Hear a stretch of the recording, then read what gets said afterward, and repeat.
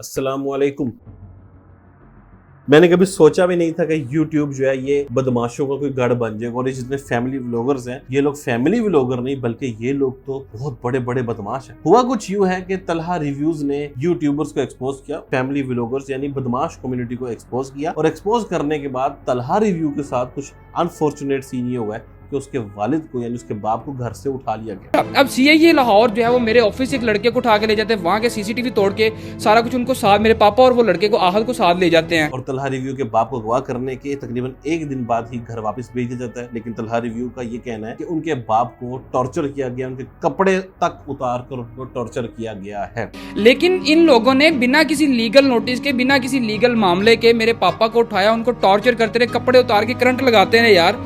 Literally कि सिर्फ एक एक्सपोज वीडियो इन लोगों के ऊपर मैंने बनाई है, इनको नंगा किया मैंने, जो ये लोग अवाम के साथ फ्रॉड करने जा रहे थे। दूसरी तरफ बदला ब्रदर, उनका भी यही काम है कि वो डेली व्लॉगर्स के खिलाफ वीडियोस वगैरह बनाते रहते हैं। और आजकल वो नजर आता है कि वो पाकिस्तान में नहीं बल्कि दुनिया के किसी और मुल्क में मौजूद है। और दुनिया के किसी और मुल्क में मौजूद होने की वजह अब वो ये बताते हैं कि वो अपना पाकिस्तान मुल्क छोड़कर इसीलिए विद फैमिली दुनिया में किसी और मुल्क में आ गए हैं क्योंकि पाकिस्तान में उनकी फैमिली को और उनको थ्रेट्स दिए जाते थे, धमकियां दी जाती थी इन डेली व्लॉगर्स की तरफ से। ये स्टाम्प पेपर की कॉपी मेरे पास है, ओरिजिनल डक्की के पास है। इंतहाई मुनाफिकाना चालबाजी करते हुए मेरे घर वालों को डरा धमका के प्रेशराइज करके उनसे साइन अंगूठे करवा लिए। ये आप साइड पे पॉज करके देख सकते हैं, मेरी वाइफ के, मेरी वालदा के साइन अंगूठे करवाए गए हैं। और आप इसको भी पॉज करके पढ़ सकते हैं। टोटल हर हवाले से इसने मेरे हाथ बांध दिए कि मैं कुछ भी ना कह सकूं। जो इसका मुनाफिकाना क्रिमिनल बदमाशी वाला फेस है वो कभी लोगों के सामने ना आए। तो खुद बताओ क्यों ना मैं पाकिस्तान छोड़ता। इवन तलहा रिव्यूज ने अपनी वीडियोस में ये भी एक्सपोज किया है कि किस तरह से ये यूट्यूबर्स आकर तलहा रिव्यू को मारकर भी गए हैं, गालियां देकर गए हैं। बदला ब्रदर ने स्क्रीनशॉट्स दिखाए हैं जिसमें बदला ब्रदर को धमकियां दी जा रही हैं। इवन डक्की भाई जो शक्ल से दिखने वाला इतना मासूम इंसान है, वो रिकॉर्डिंग में बदला ब्रदर की फैमिली को ये धमकी दे रहा है कि अगर वो चाहे तो उनकी बेल भी ना होने दे और वो सारी जिंदगी इसी में फंसे रहे। यार अगर आपको ऐसा लग रहा है कि बेल हो जानी थी और हमने स्कूल में बैठ जाना तो वो आप करके देख लो, ठीक है। नहीं लेता FIR, मुँह है मैं देखता हूँ कैसे स्कूल में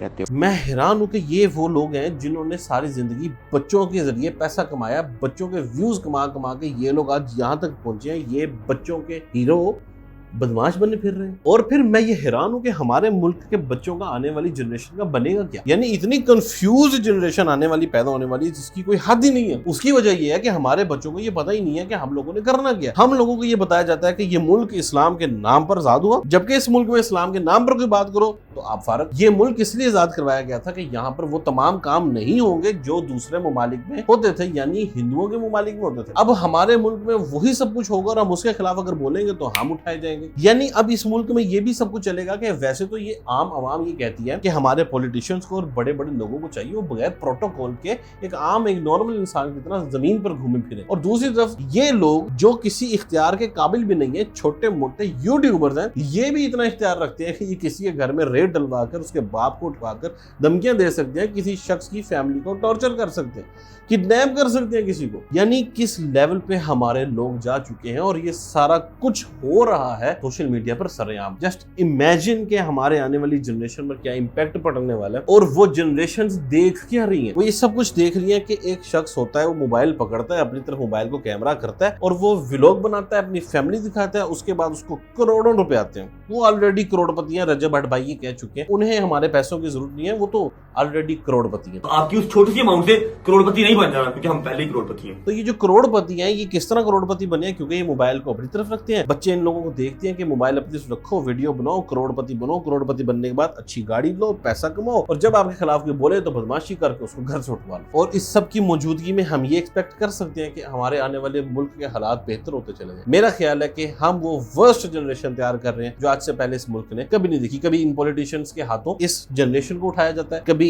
मजहबी तबकों की खातिर इन जनरेशन को यूज किया जाता है, कभी मीडिया के जरिए इस जनरेशन में एक हद तक की बुराई फैला दी गई थी और अब सोशल मीडिया के जरिए इस जनरेशन को इंतहाई इमेच्योर बनाया जा रहा है। और फिर ऐसे लोग जो इन लोगों के खिलाफ बोलते हैं उनकी आवाज को दबाने की कोशिश की जा रही है। तो जरा एक मिनट के लिए सोचिए कि हम अपने मुल्क को किस तरफ धकेल रहे हैं। यहीं पर मैं एक बहुत बारीकी की चीज भी नोट कर रहा हूँ जो अक्सर लोग नहीं देखते, और वो ये है कि हमेशा इस तरह ही होता है कि हम किसी शख्स से नफरत करते करते हक की तलाश में इतने एक्सट्रीम पर चले जाते हैं कि हम भी गलती की तरफ चले जाते हैं। और मैं यही देख रहा हूँ कि हमारे वो बच्चे जो इन यूट्यूबर्स, डेली व्लॉगर्स को सपोर्ट कर रहे थे, देख रहे थे, इनके फैंस थे, अब वो जब इनको अनसब्सक्राइब करके इनके खिलाफ हो रहे हैं और वो तलहा रिव्यूज और बदला ब्रदर जैसे लोगों की बातें सुनकर इन लोगों से नफरत कर रहे हैं, और वो नफरत में इस एक्सट्रीम पे जा रहे हैं कि वो इन्हें गालियां देते हैं, इनके खिलाफ वीडियोस बनाना शुरू हो गए और वीडियोस में इनकी फैमिली को बुरा भला कहना शुरू हो गए। और मुझे ये कहने में कोई आड़ महसूस नहीं होती कि शायद अनकरीब ये लोग अगर कहीं बाहर किसी को नजर आते हैं पब्लिक प्लेस में तो कोई इन्हें थप्पड़ वगैरह भी मार सकता है। तो मेरा हमारे लोगों से सिर्फ ये कहना है कि आप लोगों को चाहिए कि आप एक्सट्रीमिस्ट ना बने। अगर आप किसी शख्स को पसंद नहीं करते तो उसका बेहतरीन हल ये है कि उसको अनसब्सक्राइब करें। और अभी तक के रिकॉर्ड के मुताबिक पता चल रहा है कि डकी भाई, जिसको लोगों ने इतनी स्पीड से अनसब्सक्राइब किया कि चंद दिनों में उसके लाखों सब्सक्राइबर्स ही नीचे आ गए हैं। अब इसमें कितनी सच्चाई है कितनी नहीं ये मुझे नहीं पता, लेकिन अलबत्ता अगर आप किसी से नफरत करते हैं जिस तरह हम लोग इनसे नफरत करते हैं, इनके काम से नफरत करते हैं, इंसानों से नफरत नहीं करते, हम इनके कल्चर से, इनके बनाए हुए इस कल्ट से नफरत करते हैं, तो हम लोगों ने इन लोगों को सब्सक्राइब ही नहीं किया। और अगर जिन लोगों को किया था तो उनको आज हम अनसब्सक्राइब कर चुके हैं। लिहाजा अगर आप लोग भी आज इन्हें पसंद नहीं करते या आप इनको अच्छा नहीं समझते तो इसका बेहतरीन और अच्छा हल ये है कि आप इन्हें अनसब्सक्राइब करें, अपने करीबी लोगों में अवेयरनेस फैलाएं कि इन लोगों से बचे। लेकिन इन्हें गाली देना, इन्हें नफरत करना, इनको पब्लिक प्लेस में अगर कहीं मिले तो इनको हरेसमेंट करना, ये अच्छी चीज नहीं है। मैं नहीं चाहता हूं कि एक दफा फिर से हमारे नौजवान जो इन डेली व्लॉगर्स के कल्ट से तो निकले हैं, अब वो कहीं इस तरफ ना चले जाएं कि वो इनके खिलाफ आने को हक समझ लें और इनके खिलाफ खड़े होने को जहाद समझ लें और वो सोशल मीडिया पर हर वो बदतमीजी करें जिसकी वजह से इन बच्चों को नुकसान उठाना पड़े। क्योंकि इन बच्चों के लिए जरूरी है कि ये अपनी तालीम पर तवज्जो दें, अपने काम पर तवज्जो दें। इनके लिए जरूरी है कि अपनी लाइफ पर तवज्जो दें, अपनी लाइफ को संजीदगी से देखें। यही आप सबके लिए और हम सबके लिए बेहतर है। लिहाजा एंड में मैं फिर यही कहूंगा इन डेली व्लॉगर्स को जिनको अच्छी तरह एक्सपोज किया सारे यूट्यूबर्स ने, और बहुत अच्छा हुआ कि सामने खुल कर आए हैं, इनका बेहतरीन हल ये है इनसे नफरत करने का। इन्हें अनसब्सक्राइब करें अगर आप इन्हें नहीं देखना चाहते, और अपने करीबी लोगों में अवेयरनेस फैलाएं, इन लोगों से बचें और अपने बच्चों को भी बचाएं। अपना ढेर सारा ख्याल रखें, मुझे भी दुआओं में याद रखें, मैं भी आपको दुआओं में याद रखूंगा। अल्लाह हाफिज।